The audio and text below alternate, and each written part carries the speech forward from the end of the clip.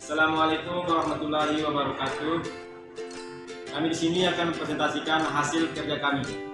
Sebelum kita mempresentasikan hasil kerja kami, yang baiknya kami memperkenalkan nama kami dulu.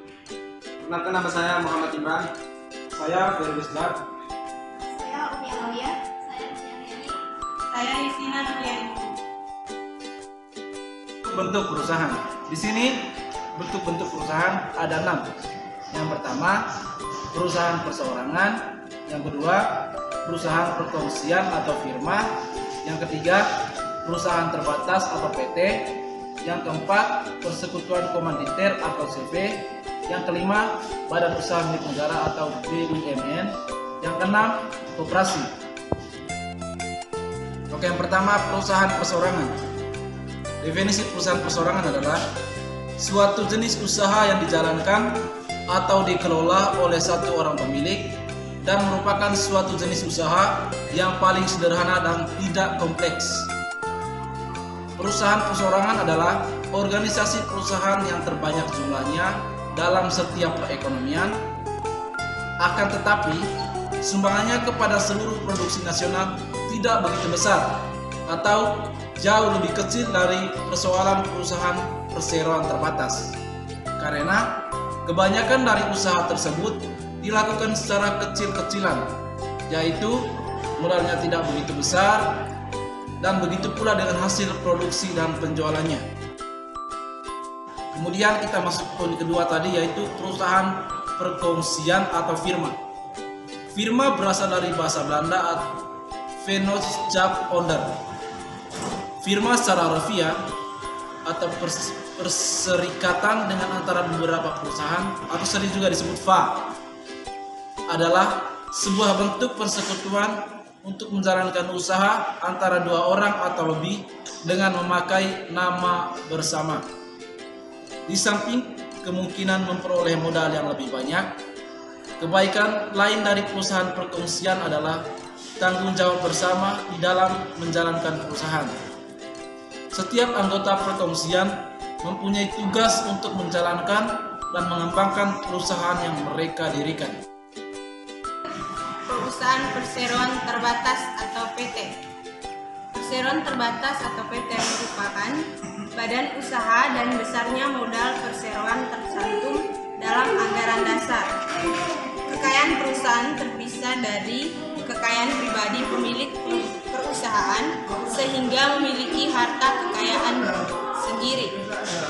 Organisasi perusahaan seperti ini adalah organisasi perusahaan yang dimiliki oleh beberapa orang. Setiap orang dapat memiliki lebih dari satu saham yang menjadi bukti pemilikan perusahaan. Pemilik saham mempunyai tanggung jawab yang terbatas, yaitu sebanyak saham yang dimilikinya.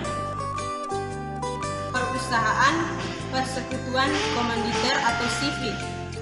Persekutuan komanditer atau komanditer Vennootschap atau CV adalah suatu persekutuan yang didirikan oleh seorang atau beberapa orang yang mempercayakan uang atau barang kepada seorang atau beberapa orang yang menjalankan perusahaan dan bertindak sebagai pemimpin.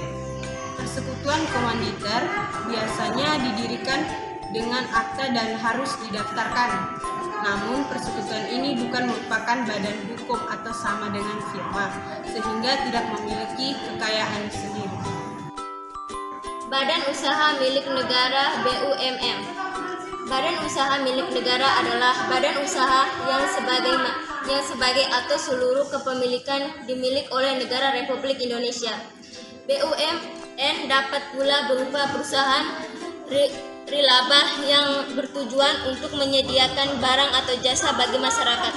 Sejak tahun 2001, seluruh BUMN dikoordinasikan pengelolaannya dan pemimpin BUMN yang dipimpin oleh seseorang menteri negara BUMN. Selanjutnya, perusahaan koperasi.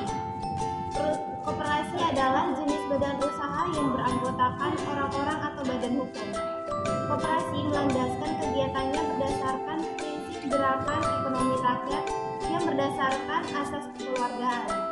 Koperasi menurut Undang-Undang Dasar 1445 33 ayat 1 merupakan usaha kekeluargaan dengan tujuan mensejahterakan anggotanya.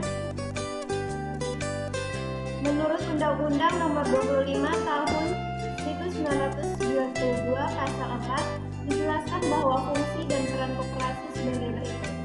Yang pertama, membangun dan mengembangkan potensi dan kemampuan ekonomi anggota pada khususnya dan masyarakat pada umumnya untuk meningkatkan kesejahteraan ekonomi dan sosialnya. Yang kedua, berperan secara aktif dalam upaya mempertinggi kualitas kehidupan manusia dan masyarakat. Yang ketiga, memperkokoh perekonomian rakyat sebagai dasar kekuatan dan ketahanan perekonomian nasional dengan koperasi sebagai sokong gurunya. Yang keempat, berusaha untuk mewujudkan dan mengembangkan perekonomian nasional yang merupakan usaha bersama berdasarkan atas asas kekeluargaan dan demokrasi ekonomi. Yang kelima, mengembangkan kreativitas dan membangun jiwa berorganisasi bagi para pelajar bangsa. Franchise berasal dari bahasa Prancis yang diambil dari kata France yang artinya bebas atau franchir, membebaskan, yang mana secara umum diartikan sebagai pemberian hak istimewa. Secara bahasa dan sederhana, waralaba didefinisikan sebagai hak istimewa yang terjalin dan atau diberikan oleh pemberi waralaba kepada penerima waralaba dengan sejumlah kewajiban atau pembayaran. Pengertian franchise dapat dilihat dari dua aspek, yakni aspek yuridis dan aspek bisnis. Terima kasih kepada para materi-materi yang sudah menyampaikan hasil diskusi pada hari ini, yaitu bentuk-bentuk perusahaan. Para teman-teman yang ingin bertanya, silakan tulis di kolom grup. Mungkin itulah tadi sedikit perjalanan yang kami diskusi tadi. Apabila ada kata-kata yang salah, kami mohon maaf. Sekian dari kami. Assalamualaikum warahmatullahi wabarakatuh.